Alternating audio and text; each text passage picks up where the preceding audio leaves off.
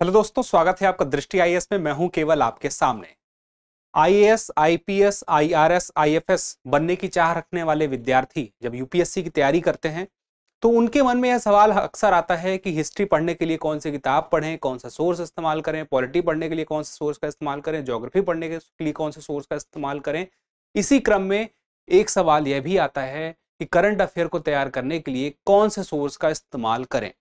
अखबार पढ़ें या ना पढ़ें, मैगजीन पढ़ें या ना पढ़ें, अखबार अगर पढ़ें तो कितना पढ़ें, रोज पढ़ना ठीक रहेगा या नहीं रहेगा, अखबार अगर पढ़ें तो कौन सा अखबार पढ़ें, इसके अलावा किस तरह से पढ़ें, उसका फायदा क्या होगा, फायदा है भी या नहीं भी है।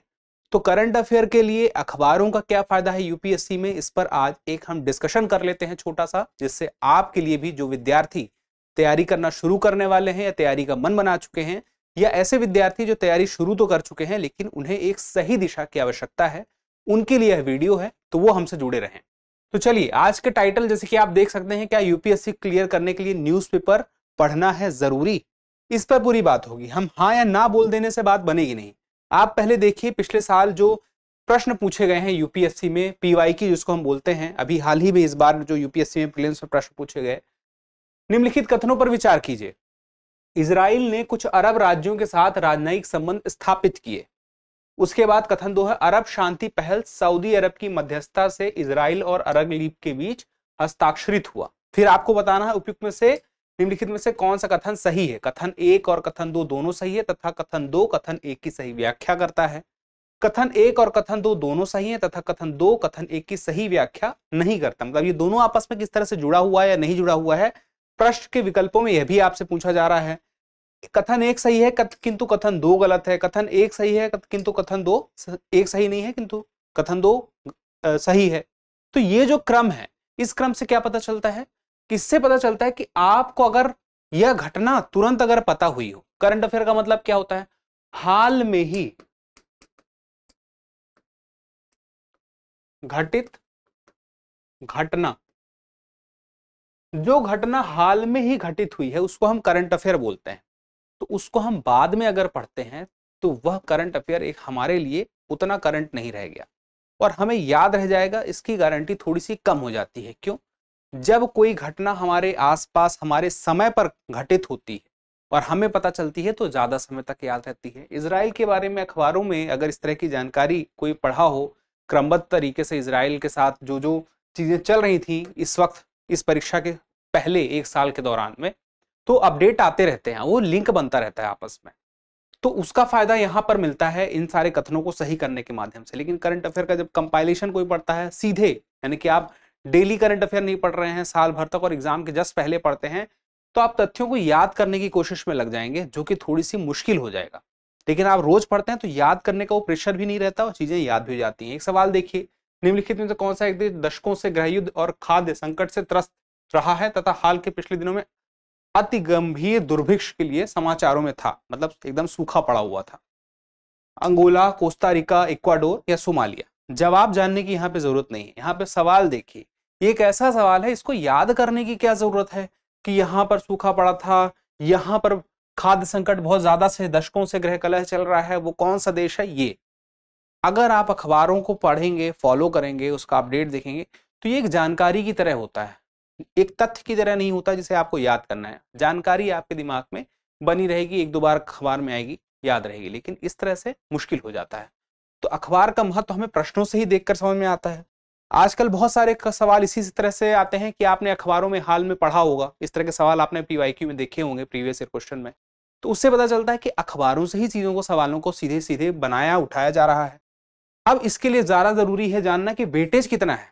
करंट अफेयर का वेटेज पता होगा तभी तो हम अपना वेटेज दे पाएंगे कि हम कितना महत्व देंगे करंट अफेयर को, या तो न्यूज़पेपर को देना है या नहीं देना है। इस बात के लिए देखिए, आमतौर पर 15 से 20 से 25, तो हम 15 से 25 का एक देखें तो हमें दिखती है सीमा, कम से कम 15 से अधिकतम 25 के आसपास हमें दिखता है, जो सीधे सीधे समझ में आता है कि करंट अफेयर का सवाल है।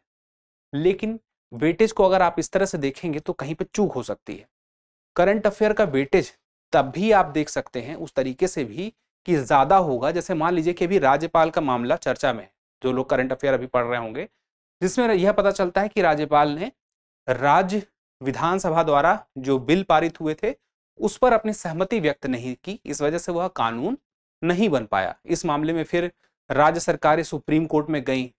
अब यहां पर देखिए एक सवाल अगर यूपीएससी में अगली बार आ जाए कि जो राज्यपाल होता है उसकी शक्तियां क्या होती हैं और संविधान में उसकी शक्तियों के बारे में क्या प्रावधान है, उससे जुड़ा हुआ अगर कोई प्रश्न हो तो आपको लगेगा ये तो स्टैटिक है, ये पॉलिटी का प्रश्न है, लेकिन उसका संबंध तो आप देखिए तो करंट अफेयर से ही है।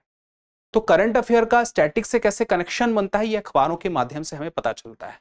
तो वह जब हम जोड़ के देखेंगे वेटेज, तो यह वेटेज 40% से भी ज्यादा का दिखेगा, यानी कि 100 में से 40-45 क्वेश्चन ऐसे दिखेंगे जो कहीं ना कहीं अखबारों से करंट अफेयर के साथ साथ स्टैटिक वाला भी जुड़ता हुआ दिखाई देगा पोर्शन। तो ऐसे में यह वेटेज जो ज्यादा है यह महत्व को दर्शाता है कि न्यूज़पेपर हमें कवर करना जरूरी है और डेली डेली कवर करेंगे तो फायदा होगा। आप 2 से 3 महीने हर सब्जेक्ट को देते हैं तो करंट अफेयर को भी आपको उतना ही समय देना है, बस हर दिन देना है और एक खास समय पर देना है। तो अब यहीं पे सवाल आता है कि फायदे क्या क्या हैं। देखिए सबसे बड़ा फायदा तो है कि बहुत सारी तथ्यों की जानकारी होगी और यह जो जानकारी होगी ना रोचक हो जाती है जब आपको यह पता हो कि पृष्ठभूमि क्या है इस खबर की, इस तथ्य के पीछे की पृष्ठभूमि क्या है, अभी क्या हालिया स्थिति है, तो यह हो जाती है रोचक। फिर उसके बाद तथ्यों की रोचक जानकारी हो गई, उसके बाद शब्दकोश आप देखिए, शब्दकोश आपका बेहतर होता है। शब्दकोश बेहतर होगा तो ऐसे सवाल जब आप प्रश्न में देखेंगे जहां पे आपको कुछ खास स्पेसिफिक शब्द दिखेंगे तो आपको ऐसा नहीं लगेगा कि आप पहली बार देख रहे हैं। अखबारों में आप उससे रूबरू पहले ही हो चुके होंगे और वो बार बार आपके सामने अखबारों में बीच बीच में आते रहेंगे। करंट अफेयर का जब कंपाइलेशन आप एग्जाम के पहले पढ़ेंगे, कोई मैगजीन पढ़ेंगे, वार्षिकी पढ़ेंगे, तो वहां पे वो चीज भी आपको नई नहीं लगेगी, तो वो याद करने का वो प्रेशर अपने आप कम हो जाता है। देखी हुई चीजें लगती हैं तो जल्दी आसान होती हैं। इसके अलावा आप जब अखबार पढ़ते हैं बहुत सारी खबरों पर आपका एक नजरिया बनता जाता है, एडिटोरियल पढ़ते हैं। इसके अलावा न्यूज़पेपर का जब धीरे धीरे एनालिसिस आप समझने लगते हैं कि इसका मर्म क्या है इस खबर का, इससे किस तरह से हम संतुलित तरीके से समझें, तो जब आप उसे एनालिसिस के लेवल पर देखने लग जाते हैं तो आप अपने आप को भी एक बेहतर तरीके से प्रेजेंट करने की क्षमता प्राप्त करने लगते हैं। जैसे बेहतर तरीके से आप देखते हैं खबरें आ रही हैं, चीजों को किस क्रम से शुरू किया जा रहा है, किस क्रम से समाप्त किया जा रहा है, तो उसी तरह से आपके उत्तर लेखन में, मुख्य परीक्षा में भी यह फायदेमंद हो सकता है। अपने आप को प्रस्तुत करने का, आपको एक संतुलित विचार किस तरह से प्रस्तुत करना है, किस तरह से वह प्रवाह होना चाहिए, उसका अंदाजा भी अखबारों को पढ़ते हुए समझ में आता है।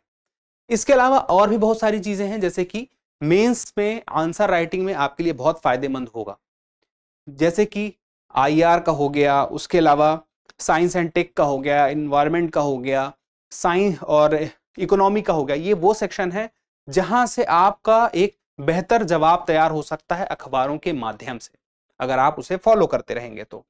अब समय आता है कि अखबार पढ़ें कौन सा और समय कितना दें। यह सवाल भी बहुत ही महत्वपूर्ण है, क्योंकि यह सवाल कुछ वैसा ही है। कुछ लोग जैसे कहते हैं फुटबॉल की दुनिया में Ronaldo is better than Messi, और कुछ लोग कहते हैं Messi is better than Ronaldo.